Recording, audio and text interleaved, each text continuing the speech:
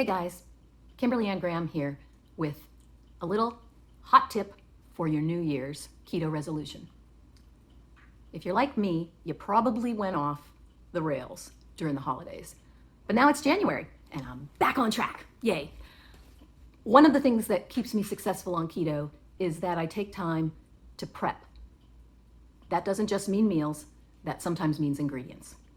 What kind of ingredients? Well, let me show you. I'm going to do some today. Let's have a look at what we're making. So, a common ingredient in a lot of recipes that you might be fond of are panko crumbs, breadcrumbs, or regular breadcrumbs.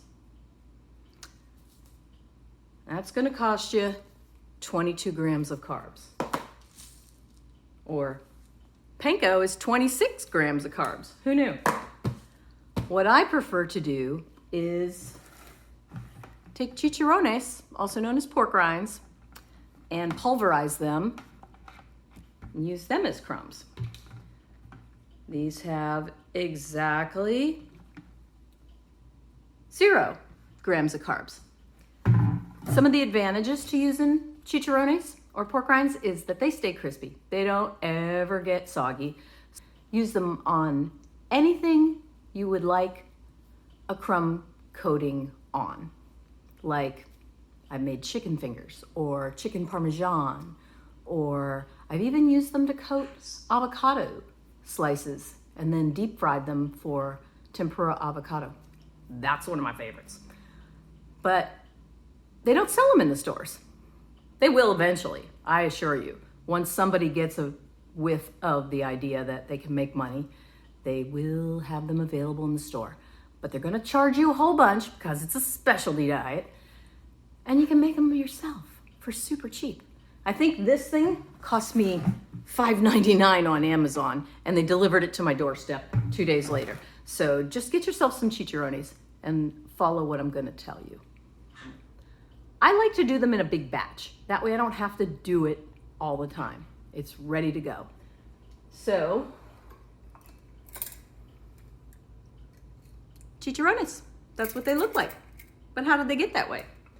Well, there are a couple of ways you can do it. If you own a food processor, that's my personal favorite.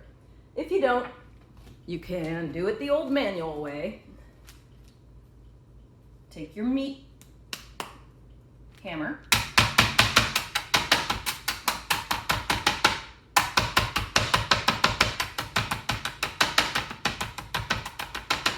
and just pound them until they are a dust. That's probably not fine enough. I would continue to do that. It's a lot of work to do them in a plastic bag. Plus, my New Year's resolution is to stop using the damn Ziplocs. Plastic is everywhere, and we need to stop. So, your food processor, that's your best friend. Some of the things that come in with the big fluffy pieces of chicharrone are these little hard bits. If you've ever eaten chicharrones, I'm sure you've come across these in the bag, and these things will break your teeth. So in general, they don't get eaten, but they make great dog treats. So I save them, and my dogs are happy about it. Okay, let's make them in the food processor. As you can see, I've already done the rest of this entire barrel. It took me about 10 minutes, and this is why. Food processor. Take your food processor. I just have a regular blade in there. Usually I'll fill it about halfway.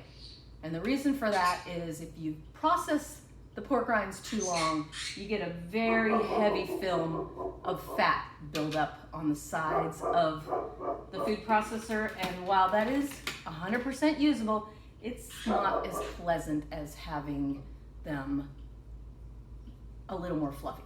So, halfway. Takes about 10 minutes to do a whole barrel. Not a big deal. And I do it like once every 6 months because these things will last me a while. I'm only cooking for myself for the most part, so there you go. Yeah, Rhapsody says hi. Anyways, put your chicharrones in your food processor and press the button. And just let them go. You can listen from another room if you like. As soon as they stop making that sound of pieces rumbling around the bowl, you know they're done.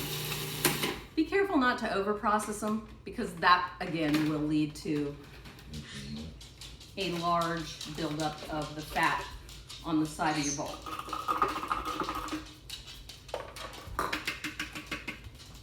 So there you go. Crumbs for chicken strips or on top of fish, or anytime you just feel like you need a little crunchiness in your recipe, this is your buddy right here. Yum. Porky goodness. Delicious. So enjoy making your keto food.